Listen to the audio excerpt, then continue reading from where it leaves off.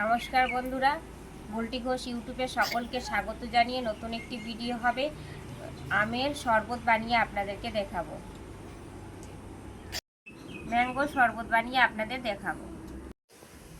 নমস্কার বন্ধুরা, দেখতেই পাচ্ছেন নিজেদের গাছের আম বাগান থেকে কতগুলো পাকা আম ভেঙে এনেছি। পাকা আমের আপনাদেরকে রেসিপি করে দেখাবো। তার জন্য মালদা জেলা আমের জন্য বিখ্যাত। মালদা জেলায় জন্মগ্রহণ করেছি, আমের রেসিপি তো অবশ্যই দেখাবো। দেখেন কতগুলো আম গাছ থেকে একদম টাটকা টাটকা একদম পেরে এনেছি। দেখেই বুঝতে পারছেন কত সুন্দরভাবে পেকেছে গাছ থেকে আম, গাছ পাকা আম। দেখতেই পাচ্ছেন বন্ধুরা, একদম দেখেন একদম গাছ পাকা আম, একদম টাটকা টাটকা গাছ পাকা আম। নিজেদের বাগান থেকে আমগুলো একদম পেরে নিয়ে এসেছি। দেখেই বুঝতে পারছেন কতটা পেকেছে আমগুলো। এবার আমগুলো আমি ছিলে নেব।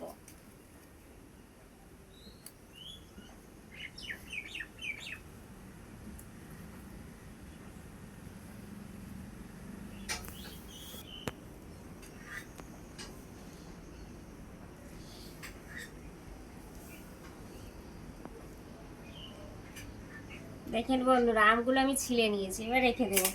এইভাবে করে আমি সম্পূর্ণ আম আমি ছিলে নেব। বন্ধুরা, আমি সম্পূর্ণ আম ছিলে নিয়েছি। এবার আমি আমটাকে একে একে করে করে নেব, আটি আর আমটাকে ভালোভাবে একদম রস বের করে নেব আম থেকে। এইভাবে করে আমি সম্পূর্ণ আমের রস বের করে নেব। বন্ধুরা, সম্পূর্ণ আম আমি একেবারে গেড়ে নিয়েছি, ভালোভাবে করে নিয়েছি। পুরো আম একদম হয়ে গেছে, গাঢ়া হয়ে গেছে। এবার আমি ছেঁকে নেব, অল্প অল্প করে আম নিয়ে ছেঁকে নেব।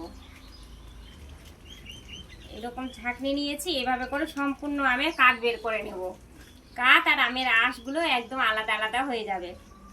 সম্পূর্ণ আম আমি এবার ছেঁকে নেব। বন্ধুরা, দেখতেই পাচ্ছেন কত আমের আঁশগুলো বেরিয়েছে। এবার আমি একে ফেলে দেব। এই যে দেখতে পাচ্ছেন আমের কাঠ তৈরি হয়েছে, খুব সুন্দরভাবে আমের কাঠটা তৈরি করে নিয়েছি। গ্যাসটা জ্বালিয়ে দেব, আমের কাঠটা যে নিয়েছি ঢেলে দেব।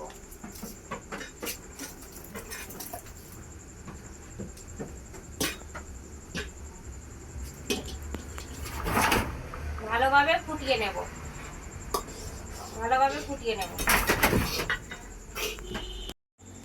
এই পর্যায়ে চিনিগুলো দিয়ে দেবো। পাকা আম তো বন্ধুরা অনেক মিষ্টি হয়, তাই অল্প চিনি দেব।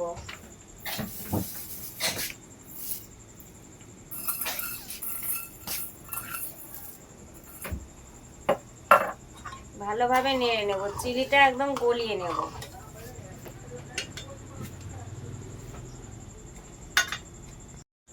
গ্যাসটা আমি বন্ধ করে দেব। এবার আমি ঢেলে নেব।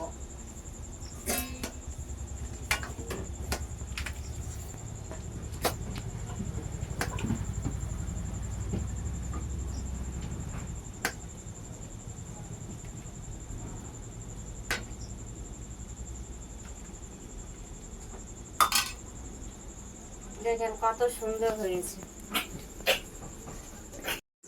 বন্ধুরা, দেখলেনই তো আমের কাঠগুলো আমি কি করে ভালো করে শুকিয়ে নিলাম। এই যে আমি আইস রেখেছিলাম ফ্রিজের মধ্যে, কত সুন্দরভাবে আইসটা আমার ভালোভাবে হয়েছে। এবার আমি শরবতের জন্য এখানে দিয়ে দেব। দেখে বুঝতে পারছেন কত সুন্দর দেখেন জমেছে। ভেঙে নেব।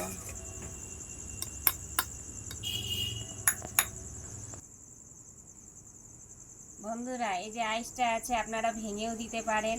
আমি গোটাই এর মধ্যে দিয়ে দিলাম আমের কাঠের মধ্যে। একটু পরেই দেখবেন পুরোটাই গলে গেছে। দেখেন বন্ধুরা কত সুন্দর হয়েছে, দেখেন একদম বরফের সঙ্গে আমটা একদম মিশিয়ে গেছে। রেস্টুরেন্টগুলোতে এইভাবেই বানানো হয় ম্যাঙ্গো পুডিং, মাজা এবং পাকা আমের শরবত। এইভাবেই বানানো হয়। আপনারা দেখতেই পেলেন খুব কম সময়ের মধ্যে আপনাদেরকে আমি বানিয়ে দেখালাম। এইভাবে আপনারা বানিয়ে খাবেন আর ফ্রিজের মধ্যে রেখে দেবেন। এবার আমি বোতল নিয়েছি, বোতলের মধ্যে ভরে দেব।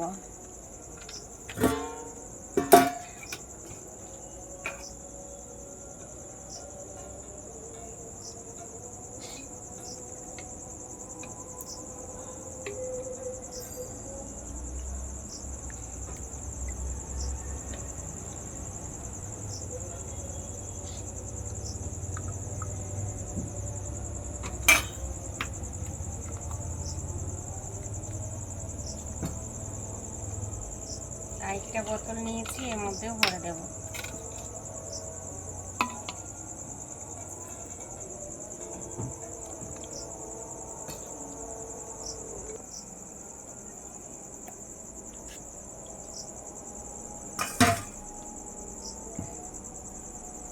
এই যে দেখতে পেলেন বন্ধুরা, ম্যাঙ্গো পুডিং, মাজা আর পাকা আমের শরবত, ঠান্ডা ঠান্ডা শরবত।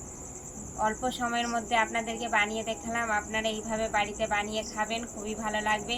আর ফ্রিজের মধ্যে রেখে দিবেন বানিয়ে, যখন মন চাইবে তখন বের করে খেতে পারবেন। এখন যা রোদের তাপ করেছে, আপনাদের বাড়িতে দুপুরে কেউ আসলে ভাট করে ফ্রিজ থেকে বের করে দিতে পারবেন এক গ্লাস, খেয়ে খুব প্রশংসা করবে। আপনাদেরকে আমি খেয়ে দেখাচ্ছি। অনেক খিল ছিল আমার কাছে, এখন খিল নেই, তাই এটা দিয়ে খাচ্ছি।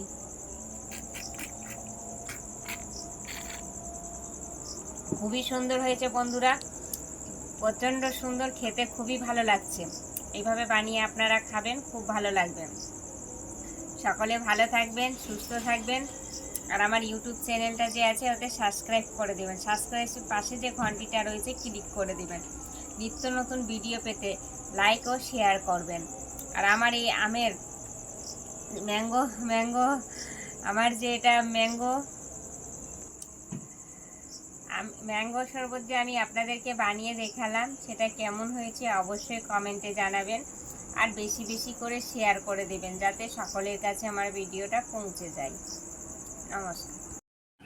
দেখতেই পেলেন বন্ধুরা, খুবই অল্প সময়ের মধ্যে আমি আপনাদেরকে একদম ঠান্ডা ঠান্ডা আমের শরবত বানিয়ে দেখালাম।